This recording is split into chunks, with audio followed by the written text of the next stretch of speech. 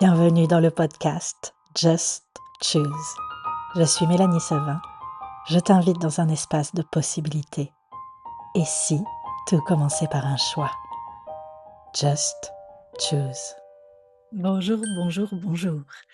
Bienvenue dans le podcast Just Choose. Je suis votre hôte Mélanie Sevin. Et aujourd'hui, je vous propose de parler des enfants.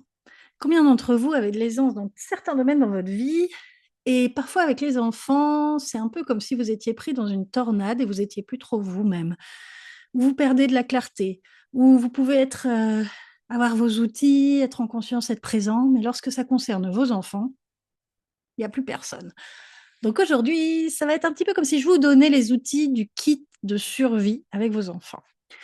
Alors, le premier outil que j'utilise au quotidien, moi j'ai 2 enfants, que j'utilise au quotidien avec mes enfants, c'est point de vue intéressant que j'ai ce point de vue. En gros, c'est un outil qui va venir décoincer là où on a des jugements. Parce que ce que vous allez remarquer, c'est que quand on a des jugements, en fait, les choses vont devenir beaucoup plus intenses. Ça veut dire qu'on est bloqué dans une certaine situation et quand on laisse partir ces points de vue, du coup, quelque chose va se présenter et les choses vont être beaucoup plus légères. Donc la première chose, si votre enfant vous énerve ou si vous êtes dans le contrôle ou s'il y a quelque chose que vous aimeriez changer, c'est point de vue intéressant que j'ai ce point de vue sur mon enfant, point de vue intéressant que j'ai ce point de vue, point de vue intéressant que j'ai ce point de vue. Vous pouvez le dire plusieurs fois jusqu'à ce que vous perceviez une sorte de chose qui s'allège.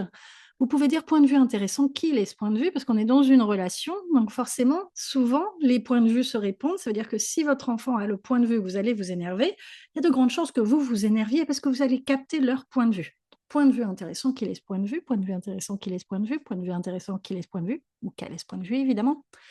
Et ensuite, vous pouvez faire point de vue intéressant que j'ai ce point de vue, qu'il ait ce point de vue, point de vue intéressant, que j'ai ce point de vue, qu'il ait ce point de vue. Ce que vous comprenez, il y a déjà, rien qu'en le faisant quelquefois, comment vous voyez comment votre mental commence à ne plus être présent. Vous sortez du cerveau, du contrôle, de la computation, du calcul, et vous commencez à rentrer dans un espace différent. Et lorsqu'on tourne ça en boucle, on va pouvoir arriver dans un espace où on va se dire, mais pourquoi j'étais en colère déjà? Quel était le problème? C'était quoi ça? Et surtout, ce que ça va vous permettre, c'est donc déjà d'enlever la charge, parce que quand on s'est en charge comme ça, on ne peut pas avoir de clarté parce qu'on est dans notre réaction de notre colère, on est figé. Et ça va vous permettre d'accéder à un espace où vous allez pouvoir voir un peu plus ce qui se passe. Dire: «Ah OK, mais en fait, je suis peut-être pas en train de réagir en tant que moi-même. Ah, mais je suis en train de réagir comme ma maman, mon papa, mes grands-parents, peu importe. Ah, mais je suis en train de prouver telle ou telle chose. Ou lui est en train de vivre ou de prouver telle ou telle chose qui n'a rien à voir avec moi. Vous voyez? Et vous allez avoir ce genre d'informations qui vont pouvoir venir à vous, mais que vous ne pouviez pas avoir tant que vous aviez les points de vue qui l'empêchaient. Donc ça, c'est le premier outil. Si vous n'en gardez qu'un, vous pouvez l'utiliser pour les enfants, mais pas que. Point de vue intéressant que j'ai ce point de vue. Deuxième outil que j'adore et qui marche à tous les coups. J'ai demandé à mes enfants de me le dire, je les ai autorisés. C'est-à-dire que quand je suis intense, quand je suis en colère, quand je suis bougon, et cetera, ils ont le droit de me demander: «Maman, qui es-tu en train d'être?» C'est radical. Dans les 10 secondes, pouf, le ballon de baudruche se dégonfle et toute l'intensité que j'avais disparaît. Parce que la plupart du temps, vous allez remarquer que vous n'êtes pas vraiment vous lorsque vous réagissez. Quand quelque chose est très intense, qui est-ce que vous êtes en train d'être? Donc vous pouvez vous poser cette question, s'il y a quelque chose d'intense par exemple, si vous voulez que votre enfant fasse une certaine chose qu'il ne veut pas, s'il y a une situation compliquée, demandez: «Qui suis-je en train d'être?» Et vous allez peut-être avoir une réponse cognitive, dire: «Ah mais oui, mais ça c'est ma mère ou mon père qui réagit comme ça ou pour qui c'est important telle ou telle chose» et j'essaye de faire la continuité, on va dire, avec leur point de vue. Peut-être que vous aurez pas de réponse cognitive et ça a pas d'importance. Ça ce n'est pas requis pour que ça fonctionne. Juste le: «Qui suis-je en train d'être?» et vous allez remarquer si vous n'êtes pas vous-même et pouf, ça va disparaître. OK? La troisième chose, c'est ça demande un peu de vulnérabilité. C'est d'aller voir que souvent, quand quelque chose est un peu intense avec nos enfants, c'est qu'on a une projection. En gros, on a une attente. C'est qu'on a une image dans notre tête de comment les choses devraient être. Et ce qui nous agace, c'est que ça ne corresponde pas à l'image. OK? Et donc, du coup, quand on est dans cet espace-là, eh ben, évidemment, on est obligé de toujours comparer, de dire est-ce que c'est en train d'être l'image que j'avais définie de ma parentalité? Est-ce que mon enfant est en train d'être l'enfant que moi je voulais qu'il soit? Est-ce que je suis en train d'être la maman que j'ai décidé que je devais être? Et du coup, tout ce qui est en dehors de ça, vous ne pouvez pas le faire rentrer. Et vous êtes toujours en train de vérifier ça, ce qui ça demande déjà beaucoup d'énergie, beaucoup de contrôle.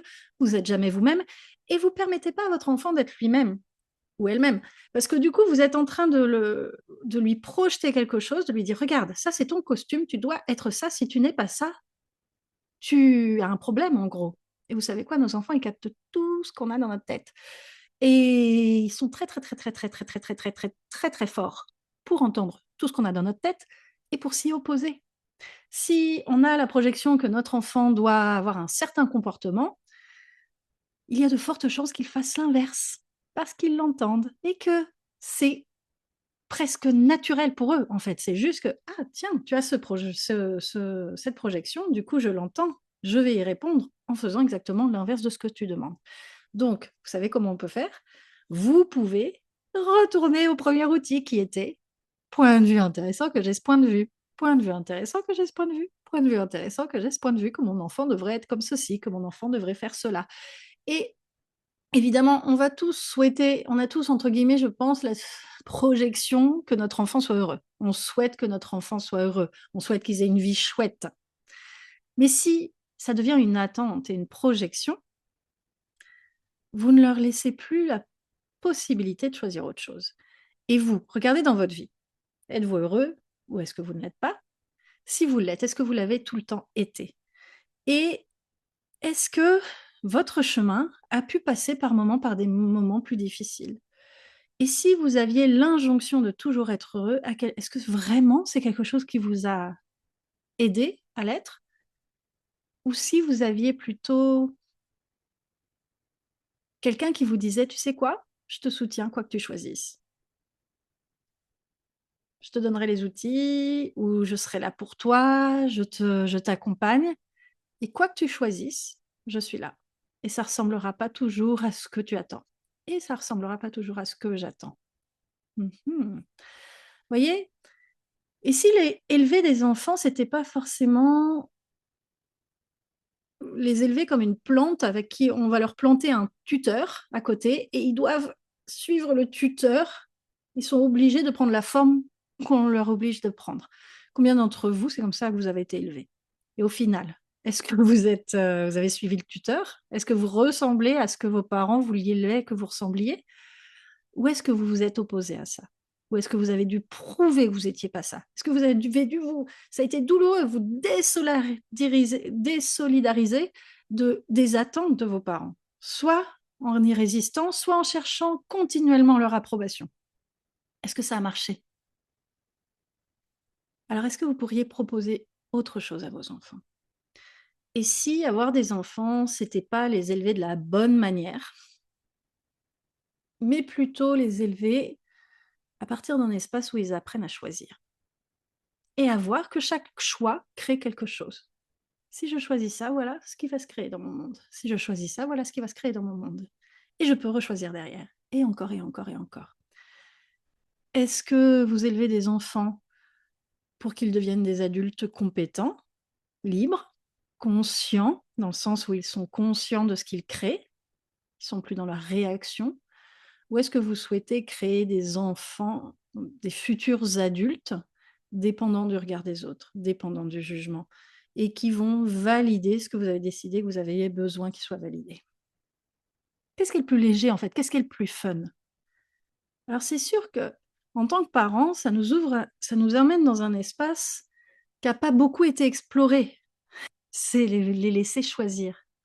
C'est leur laisser le pouvoir du choix, reconnaître qu'ils ont cette capacité-là. Et que notre job, c'est pas de choisir pour eux. Et donc, si on s'autorise à reconnaître ça, que notre job n'est pas de choisir pour eux, du coup, à quel point c'est plus facile de sortir de nos attentes? de sortir de nos projections, de sortir de l'image qu'on a de ce que devrait être notre enfant, de sortir de l'image qu'on a de ce qu'on devrait être en tant que parent. Et si on n'était pas supérieur à eux? Et si on était dans un espace de coopération aussi avec eux? À quoi ça ressemblerait? J'ai hâte d'avoir vos retours. N'hésitez pas à me dire comment c'était pour vous et vous, quels outils est-ce que vous utilisez au quotidien avec vos enfants? À bientôt! Merci d'avoir écouté Just Choose. Maintenant, qu'est-ce que tu choisis? Abonne-toi pour continuer l'exploration et retrouve plus de possibilités sur mon site mélanie-sevin.com. À très vite!